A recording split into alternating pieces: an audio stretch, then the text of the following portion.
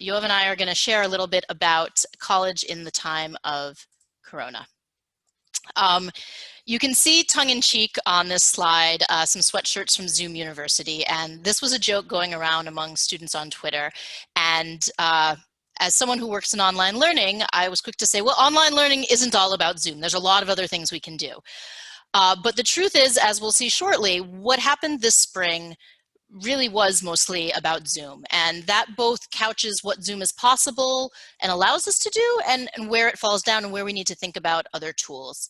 The origin of this survey came from an idea Yoav and I had when we were all struggling with the transition to try to really understand from students themselves what they were experiencing. We saw the faculty perspective, but we knew there was much more there. So we put a survey out to students from any university. We found a lot of people didn't have time to take a survey when everything was going on, but we did get a nice number of responses, almost 300, that are actually very consistent in what they tell us. So while the sample is small and doesn't cover everything going on, I think there's a lot to learn. So before we dive in, let me introduce Yoav Bergner, who is the co-collaborator with me on this study. Give him a chance to say hello and any other thoughts, sort of how we got started here. Hi, everybody. It's really nice to see all of your faces. Other thoughts about how we got started. I mean, it was kind of obvious to those of us who monitor learning in the learning analytics space that what was happening was a big deal. And we were also aware that at the time, some claims were being made in the media that this was a great experiment for online learning, which we felt very strongly was not true. This was hardly a well-designed experiment to see the potential of online learning. What it was a rather abrupt and shocking event that forced people into a place that they weren't prepared to be in. And so what we wanted to understand was not, is this a good alternative method for learning, but what is the experience that's happening? What are students actually feeling? And how does that tell us something about what to do before there is a real experiment in online learning, if there is going to be one? Alyssa, I think you're still muted. Yep, still muted, which just goes to show there's still things to learn. So just at a basic level, we wanted to give you a sense of the sample. So we had almost 300 students from over 50 universities across the US respond to our survey between March and June in 2020.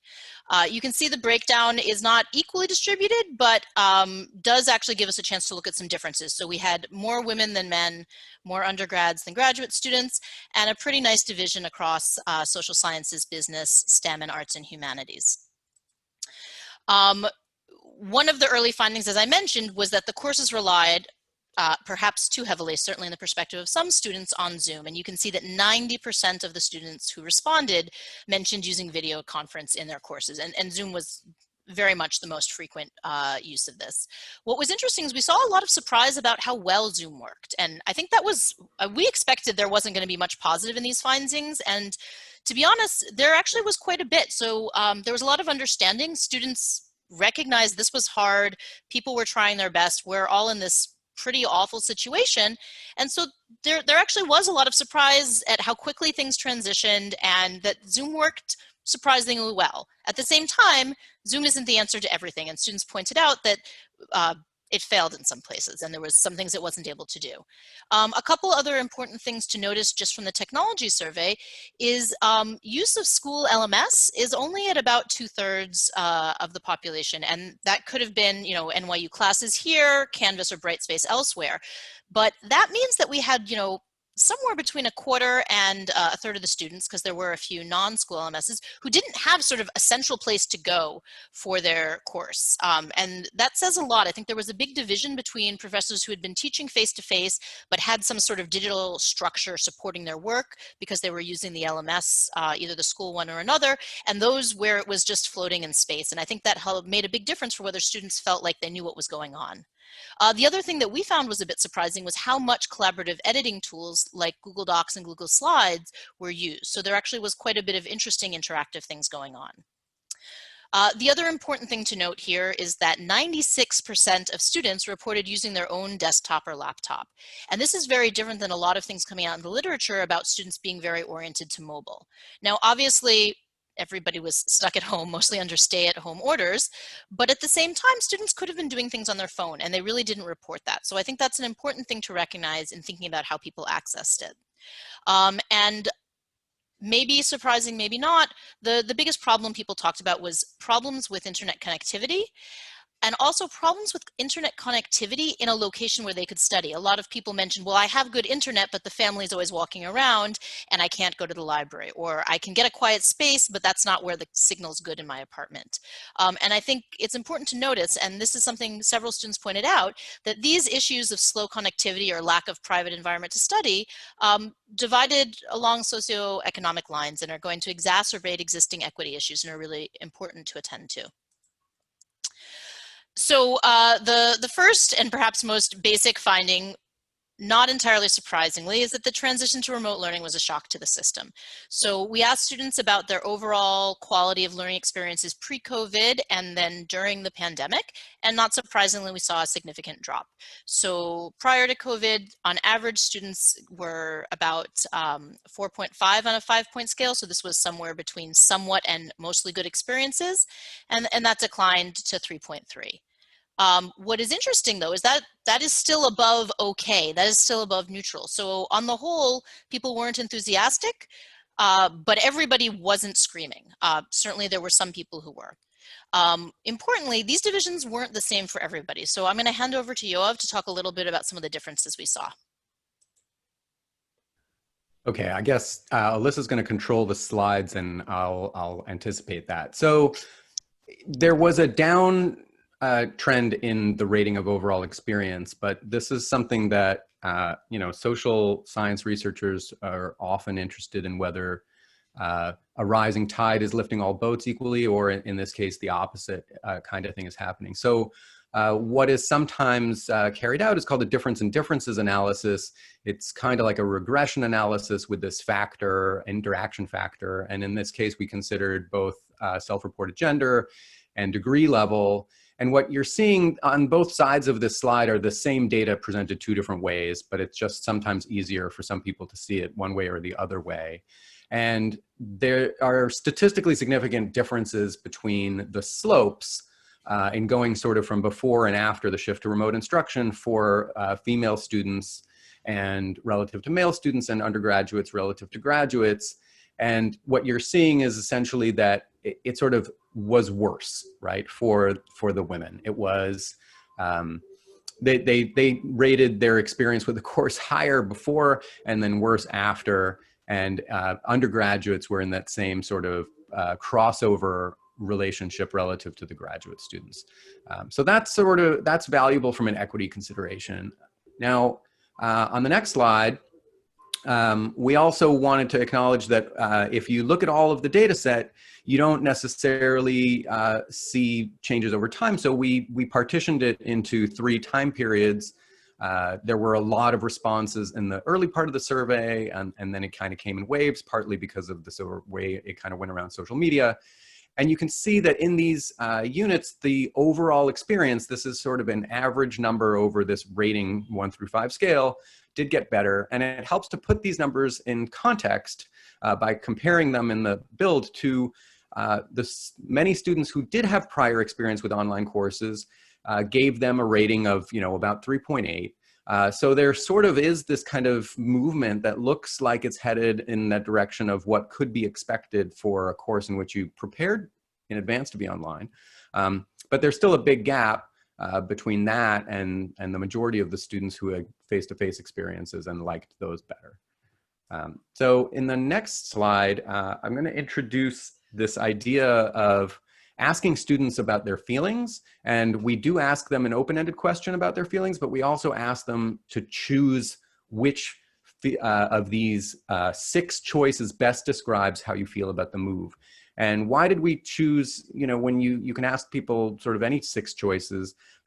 So it's useful to have a theoretical frame for why you're doing it. I'm going to talk very briefly just so that you can interpret the data.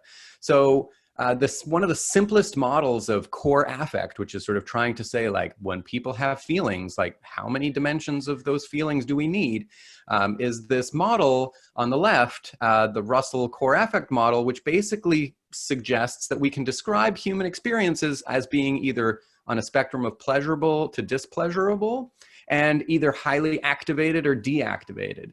So I can be sort of calm, which is a pleasurable feeling, but a deactivated one. So if you take that wheel on the left and just tilt it slightly, because it sort of made more sense for us to represent it this way, you see the hexagon on the right, and these choices that we gave, excited represents a highly pleasurable and activated state, whereas upset we consider to be an activated, displeasurable state.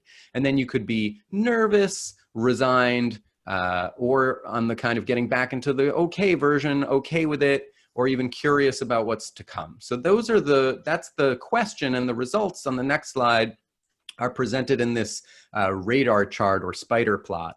And we're showing you this across 3 periods as well, so that you can see that we start with this blue shape, and the shape represents kind of proportions.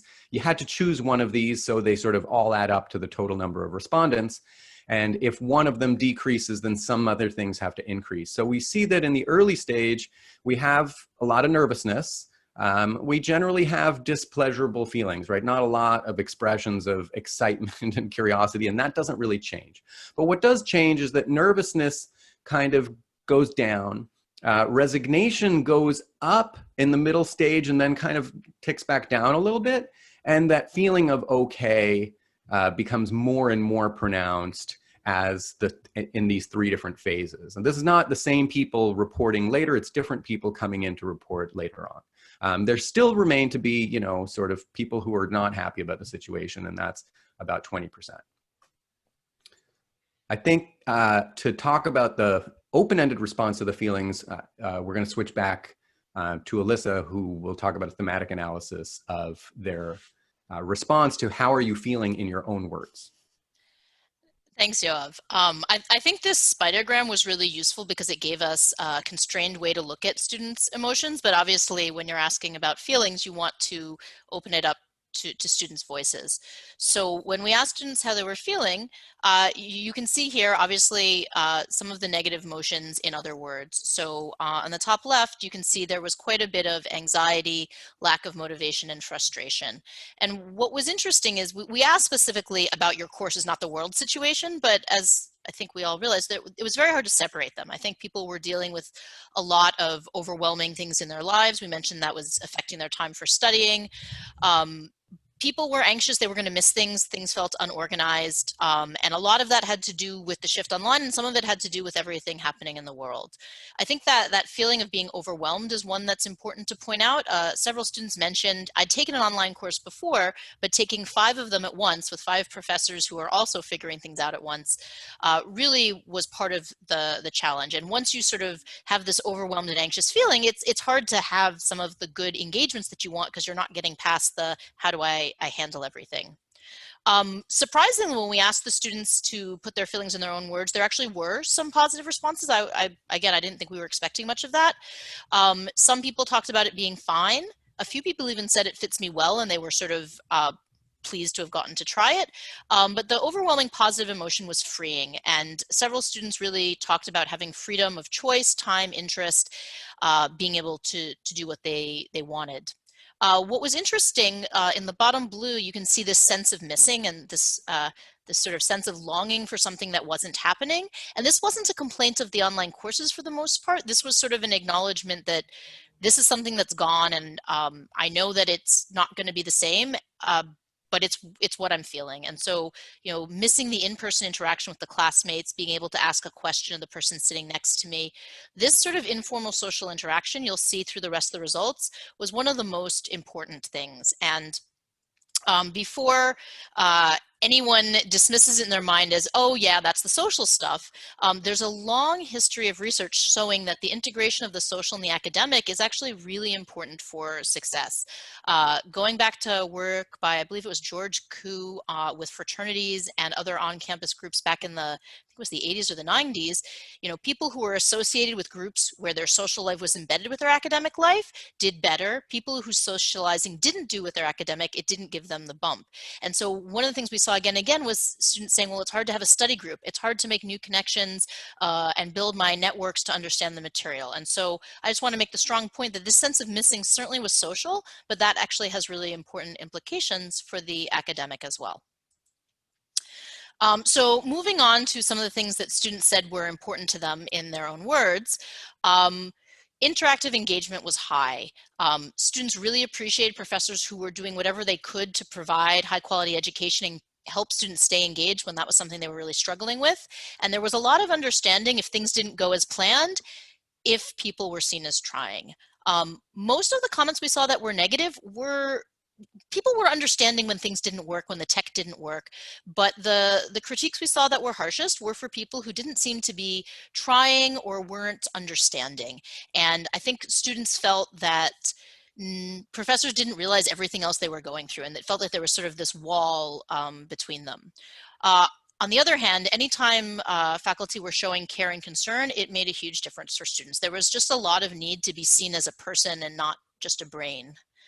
Another thing that was very important, and these bottom two are interesting because they're somewhat in tension, is that students really appreciated professors who took the time to adjust the course and the expectations for the shift, and might have to do that a couple times to get it right.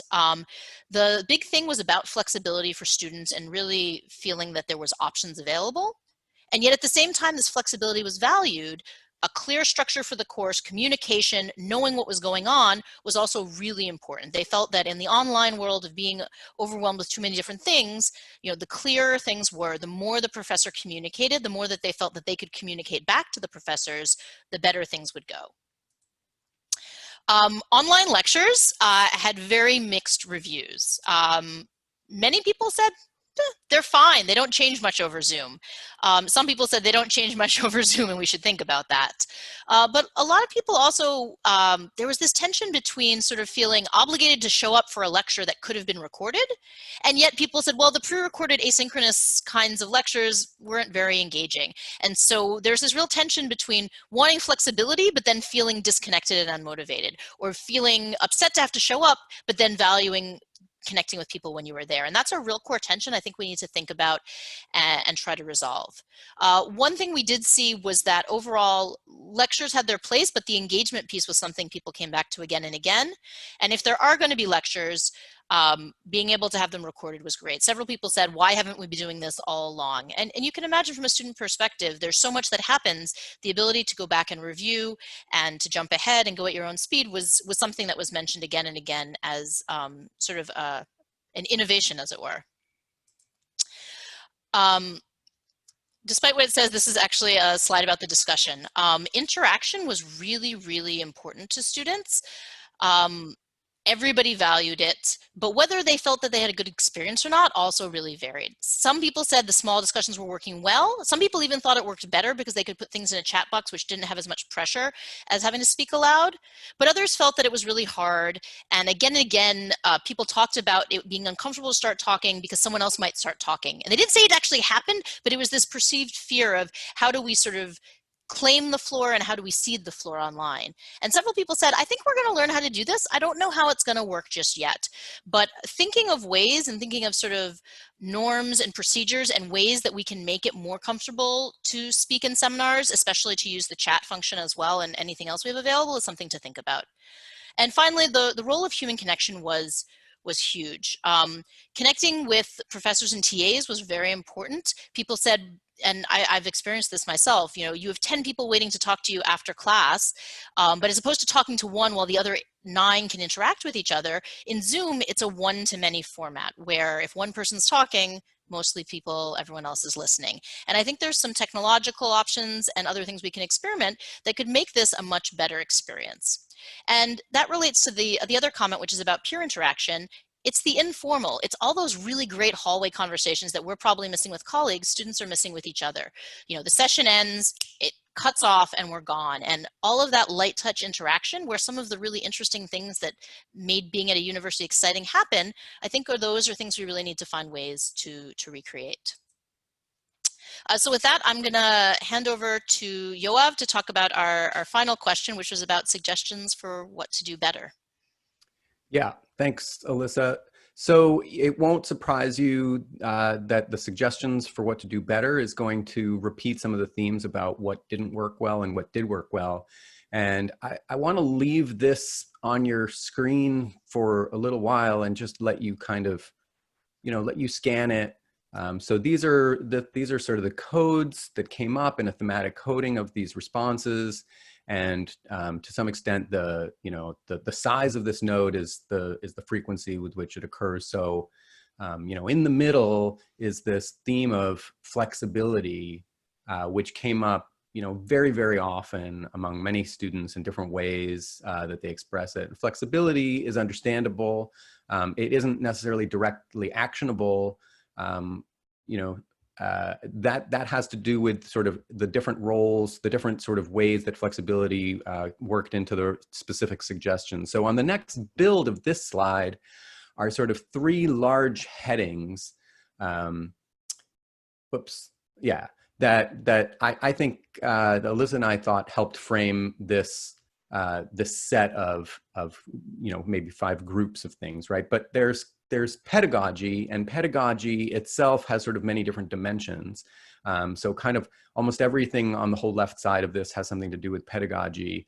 And then there's sort of the intersection between pedagogy and compassion, in the sense of like being responsive to students' questions, checking in with them, which they asked about, and also remote operations, which, if we're honest, was like a big deal. Some of the stuff was very specific. So on the next slide, I'll start to talk about some of these groups individually. So when it came to the structure of the course, there were a lot of specific suggestions asking for communication, more communication. And if the communication was about something, it was about course organization, assignments, due dates, changing things, and making things available, making materials available online, so that if the class was now synchronous, that experience where the instructor might normally say, okay, this is what's coming up next week, and then you're focused on it and you write it in your notebook. But because students couldn't always make those classes, they really wanted stuff to be available all the time, asynchronously. And so they actually emphasized how valuable the asynchronous management was. And they also said a lot about being actively engaged, being really bored when lectures were just recorded, and craving participation. They were positive about breakout rooms. They wanted discussion forums so that they could talk to each other and answer questions, and actually saw that as potentially taking some burden off of the professor. Now on the next slide, there's some specific aspects of the nuts and bolts of technology. Students were understandably frustrated when things didn't work well, but also, when students could talk over each other because they weren't all muted, or they didn't have their cameras on, or the production quality wasn't up to snuff, or tests were now being carried out in ways that they didn't like.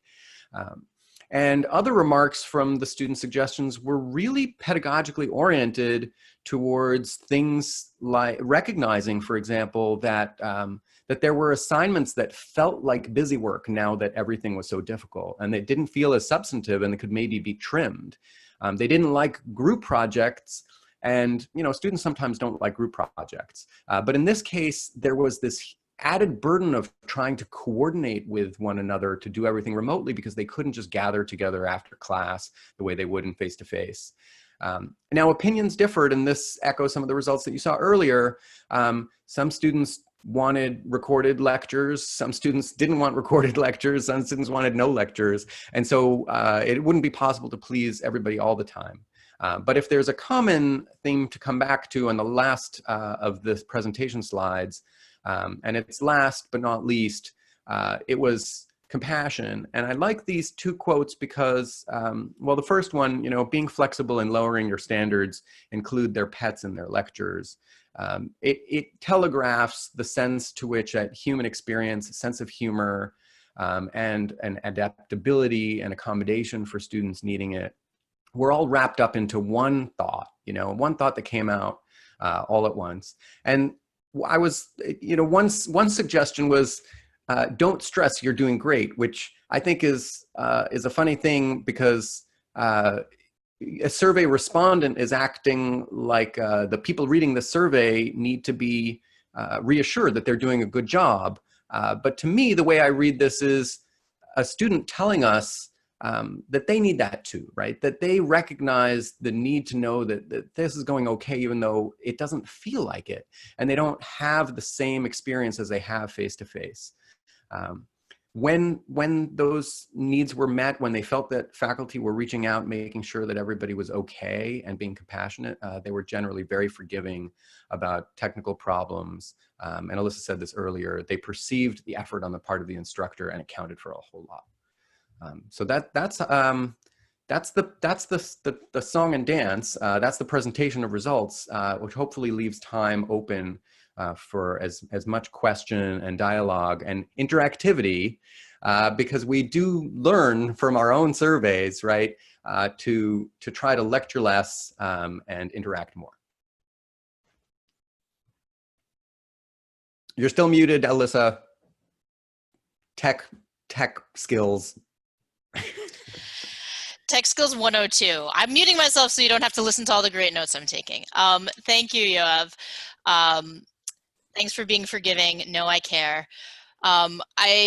I think that was a great summing up of things. I was just going to add one thing. There was a lot of posters going around during COVID about how we're all in this together. And I think to the extent that the students felt that was true, that the professor felt that they were in it with them and trying to help them succeed, that was really a huge factor in this. What I want to do, the Q&A instructions are really straightforward. Put questions in the chat if you want. If not, there's a hand raise function in Zoom you can use. I'm going to stop sharing my screen so we can look at each other's faces while we talk, and we'll do this for about 10-15 minutes, and then I'm hoping people will stick around and have small discussions in breakout rooms. We have little notepads for you to get a chance to just have some nice human interaction and talk about how do we use this to do what we're doing better.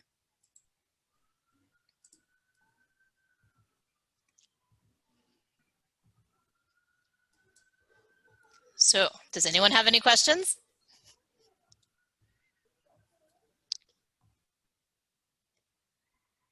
All right, Michael, I think you have one. Go ahead. You should be able to unmute yourself, but if not, let me know.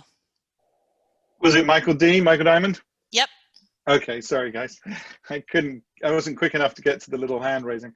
Yeah, absolutely fabulous, fascinating study. Thank you to both of you. I mean, really, I think we were all sort of mulling these questions over the last few months, so great to have some data.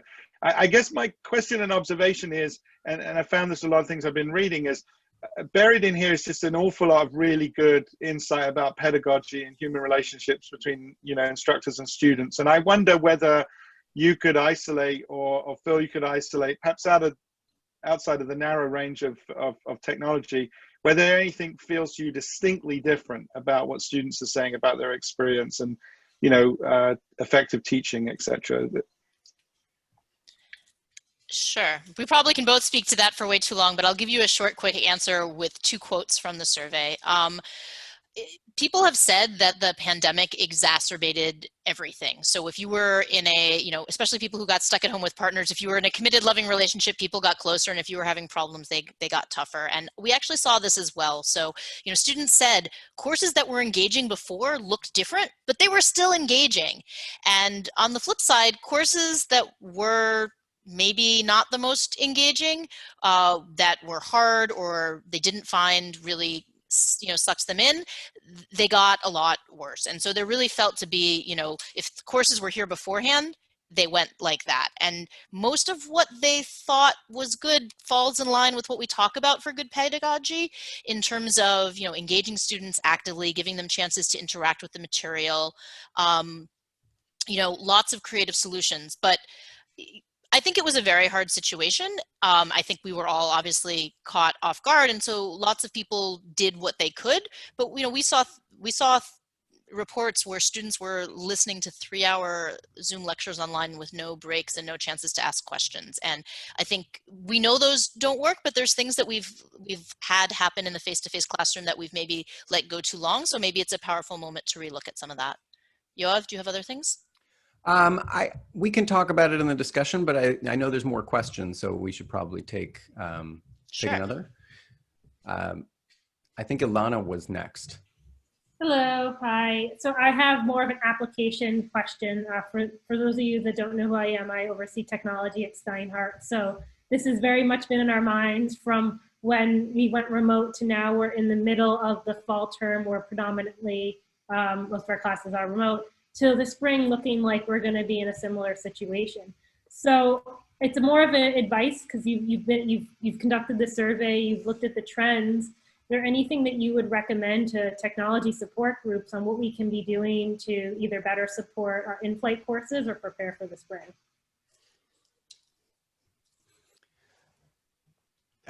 So that is one of our kind of prompt questions for the discussion session. So you beat us to the punch. Maybe sorry, I'll withhold then. I'll withhold. Yeah, hold it, because we think it's the kind of thing that should happen in parallel.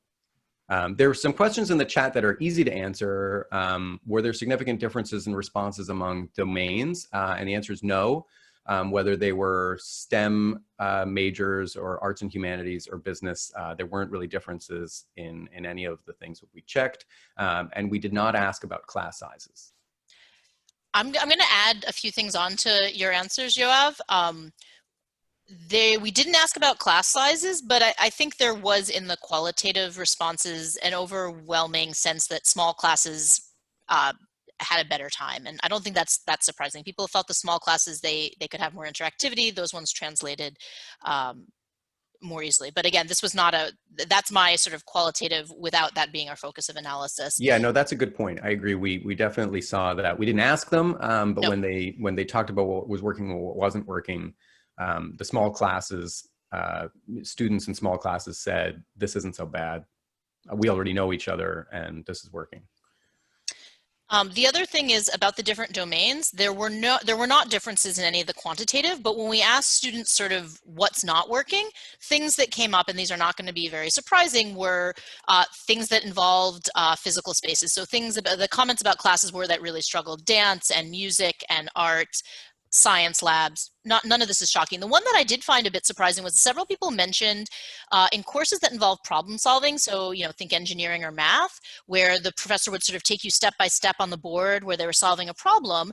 They said that was something that didn't always translate well, and they said professors had been very creative in finding solutions, but usually they involve pre-preparing their examples, and that they felt like something was missing because it couldn't be sort of responsive or dynamic. And so to come back to Alana's question, I guess my question, more than advice, is a wish list, is to think of ways to support that sort of more dynamic, responsive in the moment. And I know there are technologies for this. I know you know several of them, but they're not very widely, people aren't aware of them or using them, but ways that people could do those things. And then the other is to think about those sort of informal interactions and how do we help people find tools that let those sort of emerge, so that we're not always just showing up for the main course.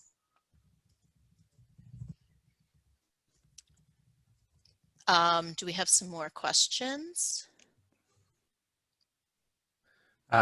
Just to piggyback while they're coming in on what Alyssa said about anecdotally differences, in some cases, again, we didn't see them overall rate their experience more highly, but some students in their open-ended responses said that because they're in a technology discipline, their faculty seem to be managing with the technology okay. So really it had to do with being a tech-savvy instructor, not with being in a technology domain. I think that there's a couple things coming out of that, and the question about the value is that, the truth is, if we're going to keep doing this, we all need to get a lot more tech-savvy, even of those of us who are pretty good but still don't always unmute their mic. And thinking about how do we do that when faculty have a lot on their plates, I think is a real challenge. And it's a heavy lift for people who've been teaching one way for a very long time. Even for those of us who are tech savvy, you know, it's not straightforward. And so how do we create the time and the space to do that? And how do we engage students in that process? I think that actually students have a lot to offer, as opposed to feeling like we as faculty, and I know there's students on this call too, but you know, as opposed to saying we as faculty have to figure it out, how do we create space for students to work with us on this? And how do we create space for not everything to have to be pre-planned? I mean, that's the biggest thing that I'm finding, is that expecting everything to be ready and pre-done at the start of the term and run smoothly isn't going to happen. So how do we create space for that, those evolving cycles?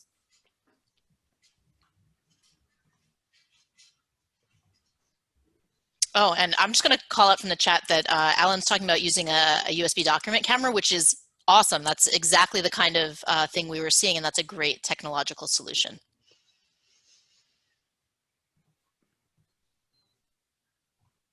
Well, and it echoes the way in which, you know, we think of technology as sometimes being a substitute for face-to-face, but not necessarily trying to emulate face-to-face, because that's not always what technology is best at, right? It does some things differently. But at least, you know, but a theme that did recur is that missing the face-to-face experience, it changes the idea of sort of what, you know, the perceived ideal technology is, right? You might think, well, why would I take a camera onto my notepad and use a pencil to write out, you know, to write out a worked problem in physics? But aside from the fact that you could do that with a digital whiteboard of some kind, there is something emotional in that experience that is very familiar to the student and comforting. So we are all learning in times of crisis that, you know, an alternative technology is not always the one that people want at the moment. Well, it's funny what you just said, Yoav, because the word comfort came to mind for me too. We saw a lot of people saying that they wanted things to feel maybe a bit familiar, because it was, you know, a big shift. And so having something they could grab onto, I think, was worth something. I think we've got 2 more questions queued up, and then I want to make sure people have time to chat in small groups, because that's what the people want. So Russ, do you have a question? This may be the subject for a further study, but I know that Jack Knott has been saying we're not going to return to teaching the way we did before COVID, that there might be some long-term aspects. I'm wondering, from the open-ended stuff, if you had some sense about people's expectation about a changed set of expectations in a post-COVID world.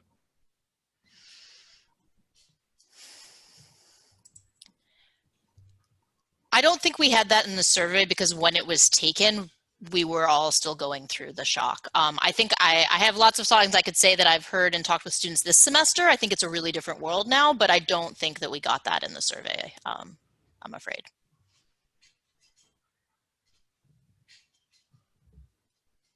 Yoav, if you have anything to add, jump in. Otherwise, I'm going to ask Javier to ask his question, and then we'll do the breakout rooms briefly. One question is, you mentioned at the beginning that this is not the ideal setting for an online experiment, or to compare how online works versus traditional classroom. What will be that kind of experiment in the future? How we will figure it out if actually there is value on moving online?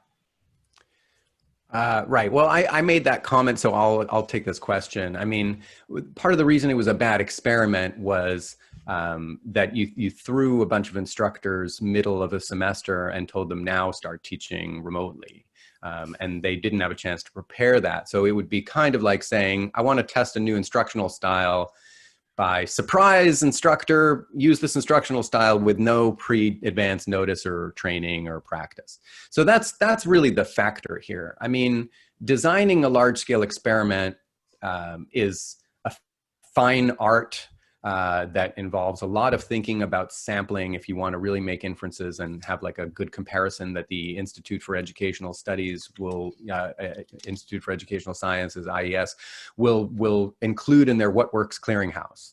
So you've got to really make sure that, you know, you can't randomize people to remote and face-to-face usually, but you've sampled in this adequate way. The other thing you want to make sure is that if we think that instructors teaching face-to-face have a certain degree of pedagogical training, that the ones teaching remotely have a similar degree of pedagogical training in teaching remotely. And that would make for an apples to apples comparison.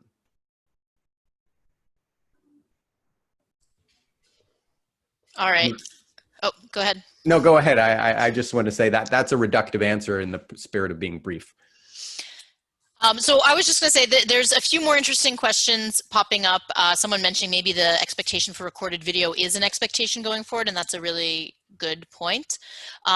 What I want to do, because I do think we want more people to have a chance to interact, is to say thank you for everyone who's come. Specifically, I know a couple of the students, Maurice and maybe a few others like Roxy, who helped us get the survey out on social media, are here. So we wanted to just acknowledge their help in trying lots of creative ways to solicit student feedback, which I think is why we have some results to talk about today. So thank you, Maurice and Roxy.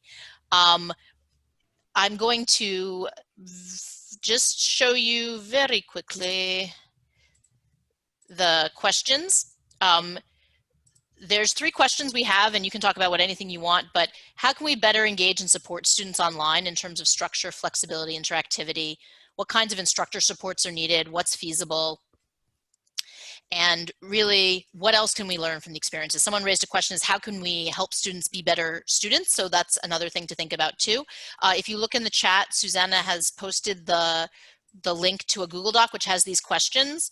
There are instructions on the first page. She's going to put us all into breakout groups now so that we can have at least a little bit of discussion. We're not going to come all back together at the end, so leave when you have to. Thanks for joining us, and we hope to see you at another event soon.